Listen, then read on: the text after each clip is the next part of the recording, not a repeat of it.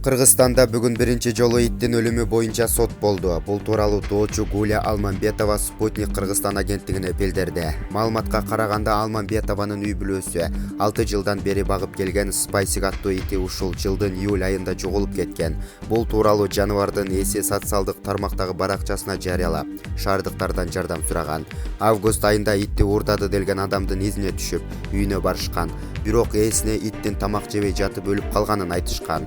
Өзүмдүн бир балам болгондуктан ага жолдош болсун деп Спайсикти багып алганбыз. Уулум менен кичине кезинен бери бирге чоңоюп, биз үчүн жөн гана ит эмес, үй бүлөнүн кадимкидей мүчөсү болуп калган, деди Алмамбетова.